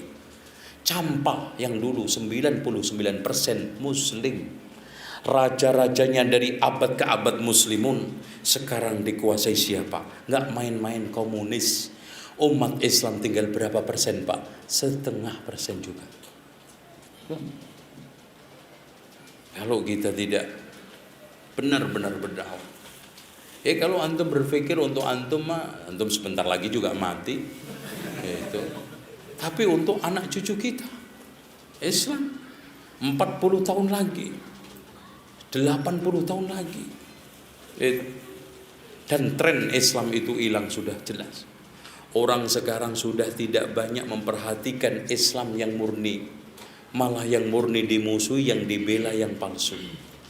Kemudian orang sekarang hedonisme, materialisme, menciptakan mental-mental mudah untuk dibeli dan dibayar, sehingga maju tak gentar membela. Kemudian hadirin sekalian, kemajuan intelektual dengan spiritual tidak seimbang, dan munculnya berbagai macam kemungkaran. Coba dugem, tempat-tempat mesum, sudah tidak ada lokalisasi. Di sekitar kita sekarang sudah narkoba berkeliaran, di sekitar kita pelacuran berkeliaran. Hancur moral kita. Kalau dulu Pak, kemerdekaan itu banyak didorong oleh pemuda-pemuda. Sekarang pemuda kita sudah hancur, sudah tidak ada lagi. Pemuda kita semangatnya kalau diajak konser. Pemuda kita semangatnya kalau diajak yel-yel bola. Pemuda kita semangat kalau pacaran, minimal makan. Nah itu semangat. Kalau disuruh diajak mikir Islam, belajar Islam, ya Allah, baru 1/4 jam aja pantat panas. Antum kasih ceramah para pemuda Pak, 1/4 jam itu aja sudah rame gak karu-karuan. Nah inilah Mas, maaf, orang Indonesia itu gampang tertarik dengan penampilan, akhlak, dan juga gampang diluluhkan hati dengan materi. Makanya kristenisasi, walaupun ajaran Kristen sesat laku, Ahmadiyah sesat laku, Lia Aminuddin edan aja laku. Eden apa? Eden ya. Eden. Saya kira Eden. Itu laku. Oleh karena itu mari kita bangkit. Kita menggemakan dakwah. Dan ada kalimat yang mengena ke saya dari salah seorang profesor doktor dari Ummul Qura. Ketika saya saat antarkan ke bandara, beliau berpesan, kalau seandainya dulu Saudi mengirimkan 1000 da'i ke Yaman untuk menjelaskan tentang sunnah dan bahayanya Syiah, Saudi tidak harus dengan cukup dana 1 miliar, Saudi tidak harus mengirimkan pasukan lengkap dengan senjatanya yang dengan biaya puluhan miliar. Dakwah biayanya murah, dakwah elegan tampilnya, dakwah sangat mudah untuk dicangkup di Indonesia. Alhamdulillah Pak, kita bebas loh. Kalau di Cina itu baru boleh belajar, itu pun Quran setelah umur 60 tahun. Ya kalau nyampe, kalau enggak, wassalam udah. Jadi boleh hanya belajar Al-Quran, itu pun setelah umur 60 tahun. Alhamdulillah. Sekarang antum ngajar antum jangan terikat masjid ini enggak boleh. Ya Allah Pak, di mana saja kita bisa berdakwah. Anak aja di rel kereta api bisa dakwah, yang penting di syuting. Masya Allah. Jadi antum di pos kamling, di rel kereta, di rumah sakit, ayo dakwah Pak, kita gencarkan. Dan yang dakwah itu bukan hanya Ustadz fulan enggak, semua. Dan dakwah tidak harus ceramah, khutbah. Antum sekarang punya buku kecil nih tentang Rohingya, apalagi dibagi cuma-cuma, kasihkan ke orang. Antum juga punya buku kecil-kecil di rumah, daripada keleleran, bawa. Ketemu orang di bis, ketemu orang di kereta. Bahkan kalau saya kemana-mana itu selalu di tas buku kecil-kecil saya bawa. Apalagi delay di bandara, deketin orang, kasih buku. Masya Allah.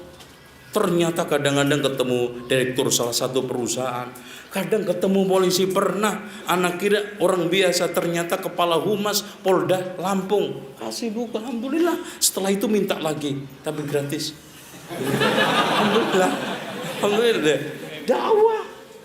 Dan gak usah buku gede-gede, kasih Riyadhus Shalihin, merem. Ya? Kasih buku kecil-kecil, adab makan, adab minum, sifat sholat Nabi, cara wudhu. Kalau enggak Pak, Islam hilang, antum kegulung. Kekuatan ini sudah mengeroyok seperti yang telah disinyalir oleh Rasulullah SAW. Yushiku an tada'alikumul umam kama tada'al akalatu ila qas'atiha. Hampir-hampir umat ini mengeroyok kalian seperti orang royokan makanan dari tempatnya. Tuh, demikian hadirin sekalian, karena sudah zuhur. Baik, insyaallah saya mohon maaf tidak memberikan kesempatan bertanya, karena sebetulnya kalau disampaikan tuntas ini kurang lebih 3 jam. Ya. Tapi ada beberapa poin yang belum tersampaikan, antum bisa membaca di kitabnya. Dan untuk supaya kita lebih luas, kita bisa kaji, dan antum bisa juga menulis, silahkan. Ya, silahkan antum menulis kayak saya. Ya, silahkan meneliti.